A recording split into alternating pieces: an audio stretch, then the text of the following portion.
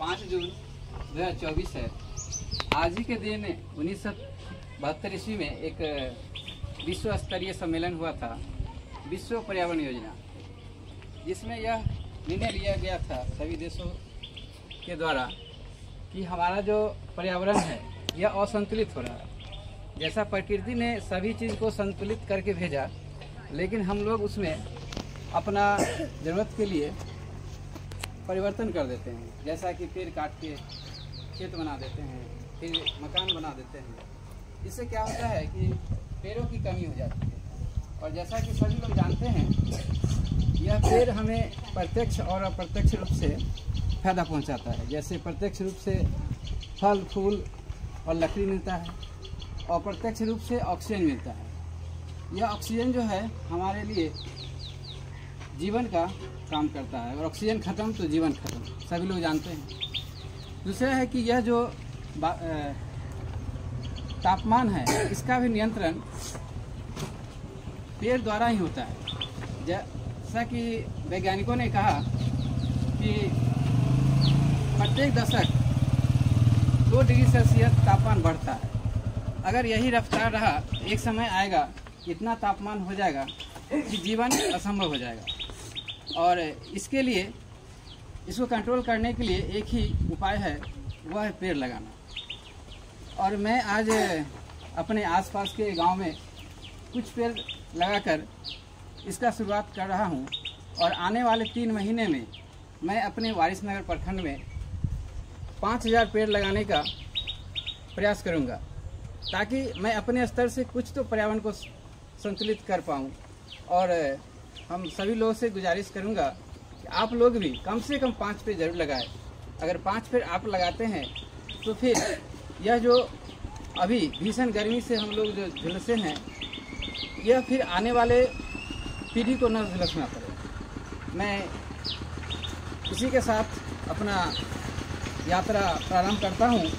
जो आसपास जहां भी ज़रूरत लगेगा, जहां भी खाली जगह लगेगा, मैं वहां पेड़ लगाऊंगा। इसमें हमारे जो स्कूल है केरे पब्लिक, उसके शिक्षक और विद्यार्थी भी सहयोग कर रहे हैं।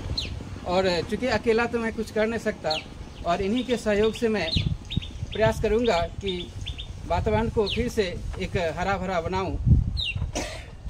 धन्यवाद। आज हम लोग फिर शुरू कर रहे हैं वृक्षारोपण। और इस वर्ष का जो थीम है, यह मेजबानी संयुक्त अरब अमीरात द्वारा किया जा रहा है कि मरुस्थल को फिर वापस कैसे हरा भरा किया जाए।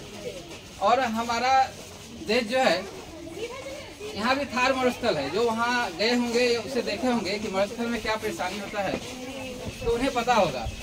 और हम लोग ऐसा गलती ना करें कि यह भी फिर मरुस्थल में परिणत हो जाए।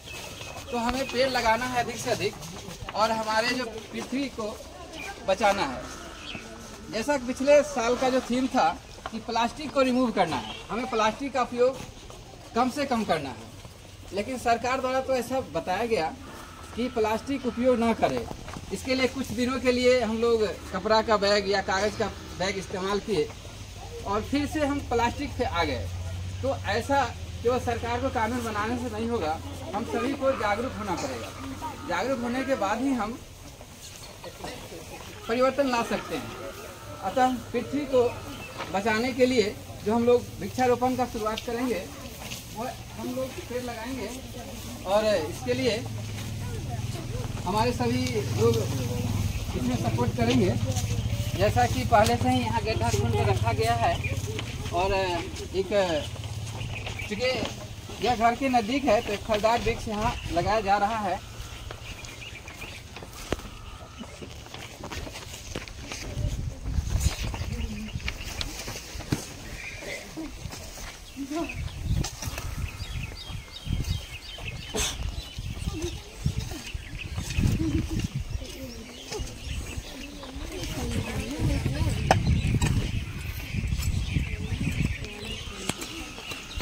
यह पेड़ हमारे जीवन के बाद भी यह पेड़ जीवित रहेगा।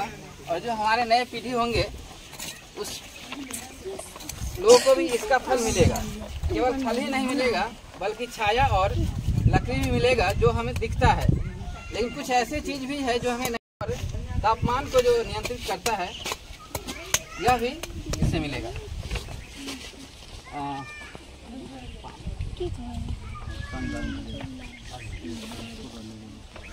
चलिए पानी अब सामने